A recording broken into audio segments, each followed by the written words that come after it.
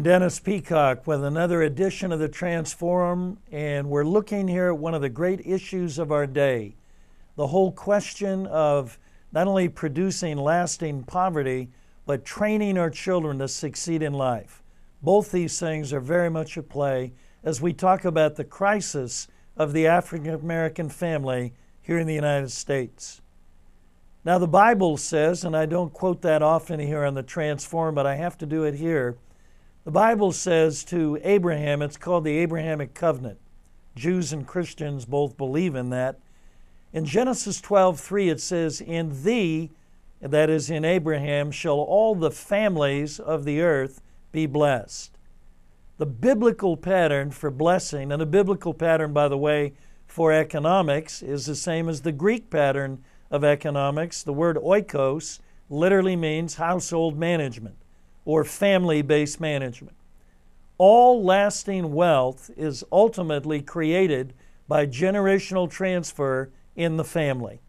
And that's exactly the challenge we're facing in the African American community here today in the United States.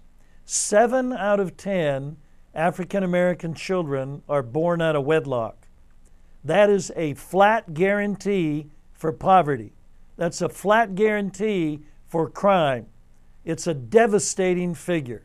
I remember the first time I heard figures similar to that, I was in a meeting in Trent Lott's office in Washington, D.C., and I challenged the congressional aides saying, why don't we have a debate on this on the Senate floor? How can you know figures like this and not want to make it public?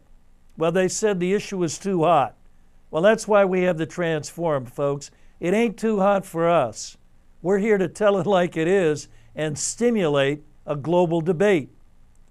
Now, this is not about race. By the way, there's only one race, the human race. This is not about black culture. It's about class. It's more of an issue of economic policies of families, economic disciplines within family structures. That's what this is about.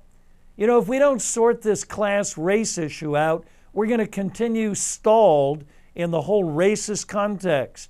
We got to recognize this is not about the ethnicity of African Americans.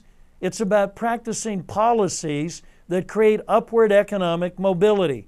It's about bringing the disciplines into the family unit that actually will produce wealth in the next generation.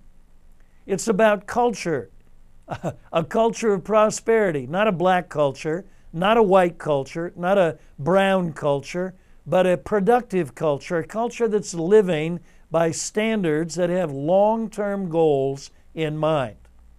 You know, poverty is related to language, and that's why slang, while all of us use it, is not all that helpful.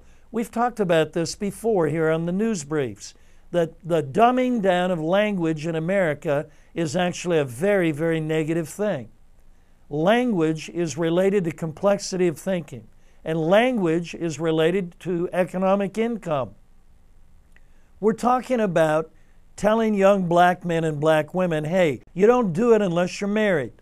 Bill Cosby has taken unbelievable heat for his courageous stand in challenging the African American community on this whole issue, and so have other, significant black leaders. Friend, this is painful.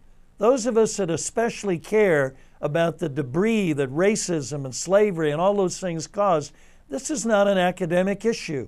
We're watching the decimation of a people, and we've got to get this stuff up on the table. We need a debate, not about race, but about the principles that create wealth and the principles that produce strong families. When 7 out of 10 kids are coming into the world without a functioning family, courageous mothers who are trying to do it on their own, but that's not a full family structure. The black community crisis is more than anything else a crisis of fatherhood. What do we have to do to help bust the African American community out of this treadmill of poverty and broken families? Hey folks, let's engage. That's what this is about.